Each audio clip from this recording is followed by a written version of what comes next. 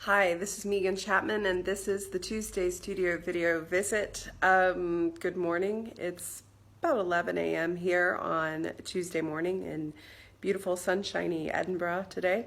It's a gorgeous day outside. It's great to be in this space where I can have my door open out into the sun, feel the air, hear the birds, that kind of thing. So let's see. So last week I was doing some book work. Then yesterday when I got to the studio, I just needed to take a break from the book work. So then I started doing a lot of these yellow ochre paintings on canvas. So these are just on canvas, which, you know, poses a wee bit of a problem because, as I've said in the past, when I paint on the raw canvas, or not the raw canvas, but the unstretched canvas, this is that painting living on the fault line right here.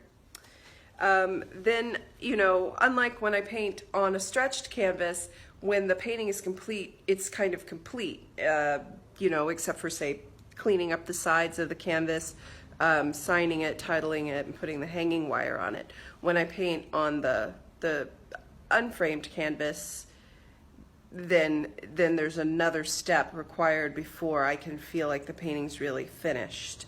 Also, because when I'm working on the unstretched canvas, I kind of feel quite impassioned, and I don't want to measure it out, and I don't want to create margins, and I don't want to do all of that. Then that bothers me about myself and my my spontaneity, because basically now I've got these paintings on this unstretched canvas, and you if you were a buyer would have to take these to your framer, and your framer would sort that out for you. So really it's none of my business anyway, and I should just stop worrying about it. But yeah, some nice things happened on the unstretched canvas. So a kind of a series of yellow ochre, black, gray, and white. We know how I like those colors. So again, a slightly different series, definitely not part of the dark series, not part of this series, and not part of the book series. A sort of different series just came out.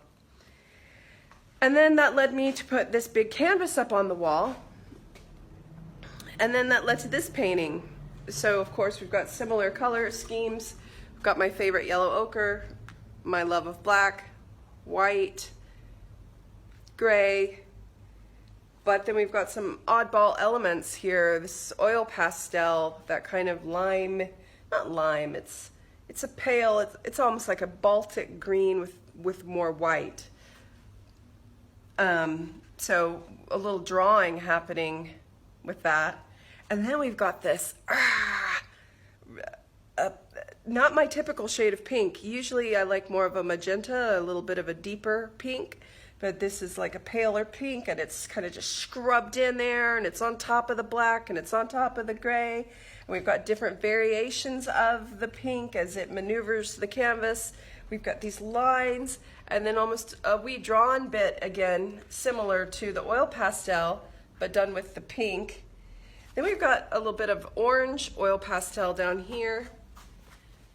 You can see a wee bit of a magenta or red underpainting. So there's charcoal, there's black, there's, well, you can see for yourself, you can see all the colors. But again, it's on unstretched canvas, so the margins, I also like, sorry to jump. So this is not painted here. This is white. This is the primed canvas, and I really like these drips and things, and I aim to leave a bit of that, not quite as much as is here, I'm for once leaving a margin for it to be stretched, and along this side too, leaving a margin for it to be stretched. But I would like a little of the primed canvas to show. Here we have a bit of an issue because when I was cutting it or tearing it, it tore. So this is going to be cropped in a wee bit more than I would like, because I would really like that black line to do its business. This one I don't care about. This one is sort of important. So I'll lose a bit of that. I also really like how this gray edge goes over, and then this yellow, and then this black, and then this white, and then the drip. So it'll be interesting to see what this painting looks like. Here, I'll get away from it. What it looks like when it is actually, you know, stretched. The photo I took of it yesterday has it cropped in my mind closely to how I would like it. So for me, this is sort of an exercise in letting go, having fun, believe it or not. What if, a little bit, like what if I just add that pink that I'm not even really a fan of? But what happens when it gets broken up with that pale green and hits the yellow ochre and the black? You know, what happens when this long line gets pulled through the underpainting that's still wet? And then we create these big kind of pure bits of gray, and how they meet the black, but not entirely. So, or even this, which sort of bothers me, because if you've looked at a lot of my paintings, I'm pretty into pure colors, you know, that message, you know, don't make a muddy painting, really sticks with one, stuck with me.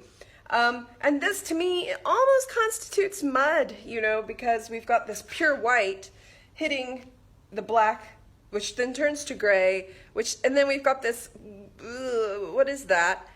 But I like the kind of ghost quality. Of course, we're picking up some of the ridges in the painting because of the way it's just kind of haphazardly stapled, and that kind of plays with the light and bounces the light throughout the painting. But this part is smooth. So I'm also dealing with things that irritate me, but excite me. And that goes back to sort of the what if. What if I can have a painting that both irritates me and excites me? What if I can have parts that I absolutely love next to parts that are a little ugh for me, you know? And can I let go of these expectations? And this does not fit in the dark series over there. This again, and it doesn't fit into the mustard paintings. But it definitely fits in, you know, because we've got the palettes are similar. You've seen me use almost all of these colors. This color shows up in like little works that I do sometimes. We've got the color, we've got these shapes, but things are just a little, you know, as you see, I screw up my face and make sounds. Things are just a little, oh, what's going on here? Oh, it's a little dirty, it's a little uncomfortable, it's a little exciting. What's going to happen next?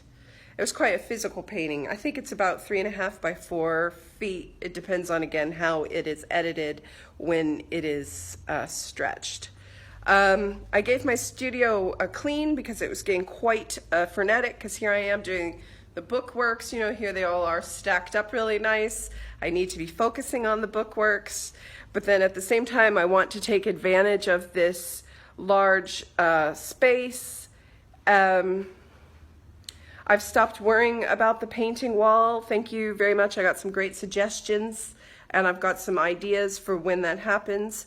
After I use up this roll of stretched canvas, I'm probably going to go back to just stretched canvas, just because I do like that sort of, these are my perimeters, this is what I've got to work on, this is it complete. So yeah. So it's a bit all over the place. Yeah, it's a bit all over the place, but that's surveying the scene from the studio this Tuesday. I hope you are well, happy, and inspired wherever you are. Thank you so much for your comments, support, and questions about my work. It gets me thinking, helps me think differently. Take care until next week. Bye.